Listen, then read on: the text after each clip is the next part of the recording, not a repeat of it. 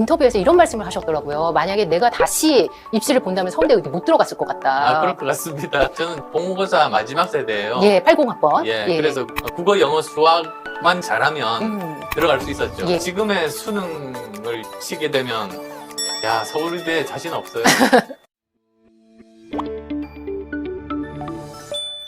이제부터 필요한 인재들은 혼자서 할 수 있는 일은 없으니까 다른 분야의 사람과 함께 서로 이해하고 소통하고 일하는 능력이 필요한 그런 시대 아니겠습니까?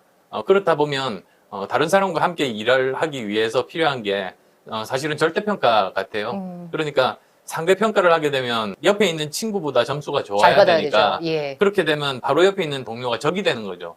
혼자서 공부해서 혼자서 1등 하는 게 목표가 되는 거니까 반면에 이렇게 절대평가라고 한다면 그러면 절대평가를 이미 넘은 실력 있는 학생은 그 밑에 있는 학생들을 도와줘서 함께 끌어올려 줄 수도 있는 것이고 예. 그러면서 팀워크가 생기는 거 아니겠습니까? 그 절대평가라고 하는 것은 내신이든 장기적으로 수능이든 둘 다 예. 말씀하시는 건가요? 예, 마찬가지입니다. 그리고 또 하나 말씀드리고 싶은 게 저희 아이가 고등학교를 전 미국에서 나왔거든요. 예.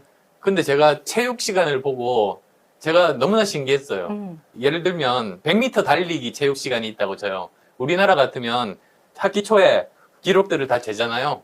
그 다음에 학기 말에 기록을 재가지고 제일 빠른 학생 순으로 점수를 매기겠죠. 제일 느린 사람은 꼴찌고.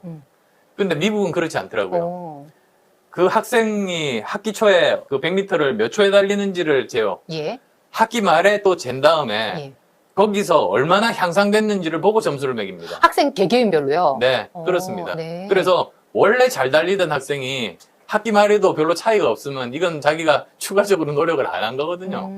근데 못 달리던 학생이 1초라도 2초라도 조금 더 시간이 단축이 됐다면 그거는 그 학생이 노력을 한 거니까 예. 그 학생이 점수를 더 높게 받는 거죠.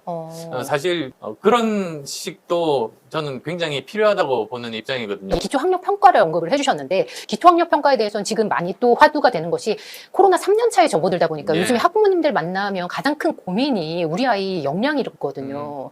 지금 기초학력이 많이 떨어진다, 성적 격차가 커진다 이런 우려들이 있는데 이거에 대해서 혹시 정부 차원에서 지원 방향 같은 게 있으실까요? 저는 기초학력은 인권이라고 생각해요. 예. 기초학력을 충분히 가지지 못하고 졸업을 하면 사회생활을 하면서 굉장히 많은 불이익을 받을 수 있습니다. 사기도 잘 당할 수 있습니다. 그래서 저는 학교에서 그 학생이 최소한의 기준 이상의 학력은 이렇게 실력은 가질 수 있게 하는 게 학교의 의무라고 생각하는데 예.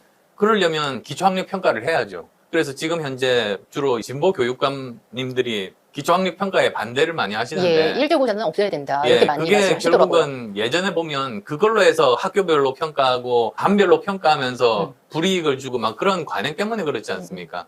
그러다 보니까 기초학력이 떨어지는 학생들인데 자기가 기초학력이 떨어지는지 자기도 모르고 부모도 모르는 거예요. 그건 사실은 저는 인권 침해라고 생각합니다. 예. 그래서 이걸 해결할 수 있는 방법은 기초학력 평가를 하자. 예. 대신에 그걸로 해서 어떤 학교별로 불이익을 주든지 예. 뭐 저 학생에게 불이익을 주든지 하지 말고 그건 철저하게 이제 개인들 또는 부모들만 알게 해서 거기서 내가 이 정도 수준이니까 이제는 더 노력을 해야 되겠다.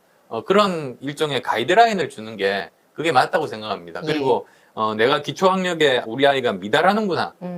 그렇게 되면 사실 그 학생은 기초학력에 미달되지 않을 때까지는 학교에서 더 공부를 시켜서 졸업을 시키는 게 사실은 맞죠. 그렇지 못하니까 자꾸 사교육으로 빠지더라고요. 네, 그렇습니다. 예. 그리고 이제 앞으로 몇 년 안에 가장 큰 화두가 2025학년도의 고교 학점제와 2028학년도의 수능 개편이 예정되어 있는 상황이거든요. 예. 이 부분에 대해서 큰 가이드라인이 제시가 되지 않기 때문에 학부모님들이 관심이 많은데 답답함도 많이 느끼고 있습니다. 이에 대해서는 어떤 의견이신지요? 사실 이 문정부의 교육 공약이기 때문에 민감한 부분도 있으실 것 같아요. 민감하진 않아요. 예. 사실은 고교 학점제는 이상적인 제도죠. 근데 한국 현실에 안 맞아요. 그게 결국은 좀 더 여러 가지 자원이 많고 인력이 많은 좋은 지역에 있는 학교의 학생들이 혜택을 더 많이 받을 수 있고 또 사람 수가 적거나 또는 여러 가지 자원이 부족한 지역에 있는 학교들은 상대적으로 불이익을 받을 수밖에 없는 제도거든요. 그러니까 이거는 사실 형평성에서도 옳지 않은 제도인 거죠. 또 지금 현재 평준화를 지향하잖아요. 그리고 정시를 지향하잖아요. 예. 한편으로는 고교 학점제를 지향하는 거는 정시를 늘리겠다는 방향과 맞지 않아요. 충돌하죠. 예. 논리적으로도 맞지가 않고 예. 우리나라 여건에도 안 맞고 하니까 다음 정부로 책임을 떠넘겼지 않습니까? 저는 다음 정부에서 이거 원상복구해야 된다고 봅니다. 예, 강한 말씀이신 것 네. 같아요. 그리고 수능 개편에 대해서는 좀 전에 절대평가를 강조를 해주셨는데 예. 그런 방향으로 해석을 하면 될까요? 예, 저는 그래서 한 번 정해놓은 대학 입시 제도는 예. 장기간 안 바꾸는 게 낫다고 생각합니다. 입시 정책이 바뀌고 있죠, 예, 매년. 매년 입시 정책이 바뀌고 있는 건 저는 굉장히 불합리하다고 생각해요. 예, 예. 사교육만 늘리고 있고 학생들 혼란만 초래하고. 그래서 정보력이 그런다고- 중요하다 이런 얘기가 나오죠. 예, 그런다고 예전 제도에 비해서 더 좋은 학생을 뽑느냐? 그것도 아니거든요. 인터뷰에서 이런 말씀을 하셨더라고요. 만약에 내가 다시 입시를 본다면 서울대 의대 못 들어갔을 것 같다. 그럴 것 같습니다. 저는 공모고사 마지막 세대예요. 예, 80학번. 예, 그래서 국어, 영어, 수학만 잘하면 들어갈 수 있었죠. 예, 예. 저희 때는 예비고사라고 있었어요. 근데 예비고사는 하나의 참고사항 정도? 결정적으로 영향을 미치는 거는 국어, 영어, 수학 점수였었죠. 네. 그래서 국영수에 집중해서 공부를 많이 했었던 때여서 지금의 수능을 치게 되면 야, 서울대 자신 없어요. 정말 사소한 단 하나의 실수로 인생이 바뀌는 이런 사회는 정말 좋지 않은 사회입니다. 그거의 원인 중에 하나로 교육부를 좀 비난을 많이 하셨는데요. 그에 대한 의견은 변함이 없으신가요? 지금 교육부의 문제는 학교들의 자율성을 완전히 빼앗고 그렇다고 해서 교육부가 전 세계가 나가는 방향에 대해서 미리 예상하고 대비하는 능력도 없는 게 문제거든요. 예. 그러니까 엉뚱한 대로 끌고 지금 우리나라 교육 전체를 가고 있거든요. 저는 그건 옳지 못하다고 생각해요. 그래서 오히려 우리나라에 정말로 중요한 것은 장기적이고 일관된 교육개혁. 그게 꼭 필요합니다. 근데 교육부가 존재하고 그 다음에 정권이 5년마다 바뀌는 한 장기 교육 개혁은 불가능합니다. 그래서 장기 교육 개혁이 가능한 유일한 방법이 교육부를 없애고 대신에 국가교육위원회를 만드는 거죠. 지금 사실은 만들어 놓기는 했는데 7월에 출범이죠. 예, 저게 제가 말한 것과는 동명이인입니다. 다른 형태인가요? 예, 다른 형태입니다. 여기는 보면은 지금 현재 정부가 만들려고 하는 국가교육위원회는 주로 대통령이 인사권을 많이 맞습니다. 발휘하고 영향력을 발휘하게 돼 있거든요. 근데 저는 그게 아니고 오히려 제가 말했던 국가교육위원회라는 것은 모든 이해관계자가 다 모이는 겁니다. 뭐 학생이든 사교육 종사자든 공교육 종사자든 네, 다요. 그리고 또 여당, 야당, 관료, 대학 교수, 학원, 학생, 선생님, 그리고 또 학생, 학부모 모두 모여가지고 사회적인 합의를 이루어내는 거예요. 그걸 대통령이 받아들이는 거죠. 거기서 결정한 대로 따르는 건데 예. 지금 현재 방식은 대통령이 권한을 안 내려놓고 있는 방식이어서 맞습니다.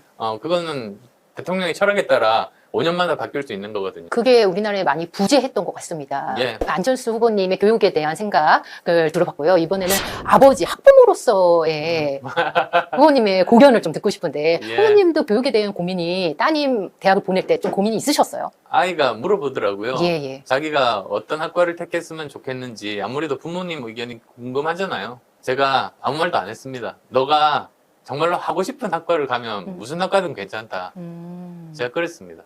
그래서 따님 인터뷰를 보니까 그 말씀을 하시고 뒤에 그 대신 그 분야에서 최고가 되라라는 예. 말씀을 덧붙여 주셨다고 그러시더라고요. 그건 선택을 하면 책임이 따르니까요. 예. 혹시 따님에게 가장 자주 들려주셨던 말은 뭐가 있을까요? 매 순간 최선을 다하라. 음. 그런 말이었었던 것 같아요. 예. 그리고 과거 돌아보고 후회하고 시간 쓰기보다 지금 현재 상태에서 어떻게 하는 것이 미래를 위해서 최선인지만 생각하라고 그렇게 이야기들을 해줬었죠. 그 말씀대로 안설희 박사가 굉장히 많이 지금 촉망받는 화학도로서 인정을 받고 있는데요. 안설희 박사가 속한 연구팀이 코로나 바이러스에 대해서 연구한 연구 성과가 뉴욕타임즈에 소개가 되기도 하고 그런데 자랑을 안 하셨더라고요. 주변 그래서 분들한테. 주위에서 많이 혼났습니다.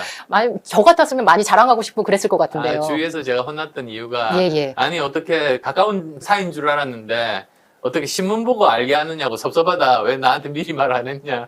그러는데 아니 그게 사실은 제가 한 게 아니라 노력해서 만든 성과거든요. 예. 그래서 자랑을 안 했을 따름입니다. 어떤 아버지인 것 같으세요? 제가 할 수 있는 한 한없이 사랑을 주고 자기가 하고 싶은 꿈을 펼칠 수 있는 여건을 제가 할 수 있는 한 만들어주고 싶은 마음이죠. 많은 학부모님들의 마음과 똑같으시네요. 저희 같은 경우는 이게 조금 달랐던 것 같아요. 그때가 마침 저희 아이가 고등학생이었어요. 근데 제가 그때 늦은 나이에 워튼스쿨 MBA를 다니고 있었어요. 제 아내는 우리나라에서 40살까지 그 의사를 하다가 로스쿨을 가고 그 다음에 스탠포드 법대에서 연구원을 하고 있었어요. 그러니까 세 명이 다 공부를 해야 되는 그런 상황이었던 공부하는 거예요. 환경이 자연스럽게 조성됐을 것 같아요. 그래서 집에 오면 아이 혼자 공부하는 게 아니라 세 가족 모두 미국 같으면 동네마다 조그만 도서관이 있거든요. 저녁 먹고 세 사람 다 같이 도서관 가서 공부하다 왔어요.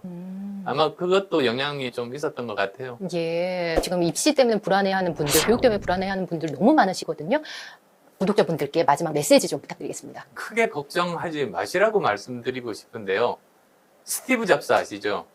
대학교 중퇴한 다음에 애플이라는 거대한 회사를 만든 사람인데요. 그 사람이 했던 이야기가 이런 게 있습니다. 대학교 들어가서 한 학기 다녀보니 너무 재미가 없는 거예요. 그냥 중퇴해서 집어치웠대요. 그러고 나서 한 일이 그냥 대학 캠퍼스 어슬렁거리면서 자기한테 흥미가 있는 그런 과목만 그냥 수업 시간에 들어가서 이렇게 들었대요. 근데 그 중에 들은 과목 중에 하나가 그 글씨체 있지 않습니까? 그 뭐 고딕체라든지 무슨 여러 가지 체가 있는데 그거를 들었대요.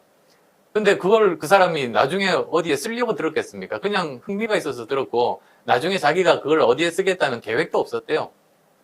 근데 나중에 애플사를 창업하고 매킨토시라는 이제 본격적인 컴퓨터를 개발을 했을 때 그때 옛날에 배웠던 그게 생각이 나서 여러 가지 종류의 폰트를 쓸 수 있는 인류 최초의 컴퓨터를 만든 거예요. 그러면서 이 사람이 그러는 거예요. 아, 인생이라는 게 점 같다고. 그래서 자기 마음에 끄는 어떤 수업을 듣고 그 다음에 또 어떤 일을 하고 회사를 세우고 이렇게 하다가 보면 나중에 뒤돌아보니까 이게 점이 아니었다. 전부 연결되어 있다는 걸 발견을 했던 거라고 해요. 영어로 connecting the dots라고 하는데요. 그래서 중간에 실패도 있죠, 물론. 근데 실패를 했기 때문에 그 다음 결정을 할 때 더 큰 실패를 막을 수 있는 결정을 하게 되는 거거든요.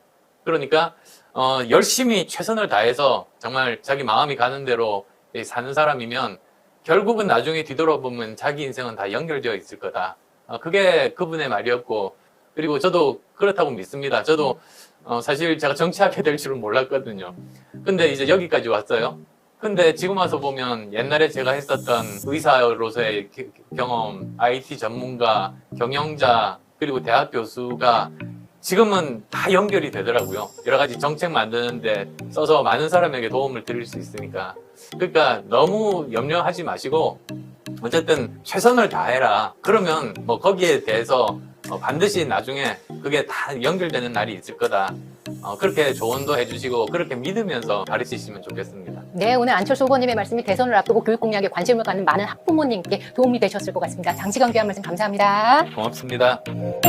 대기자 TV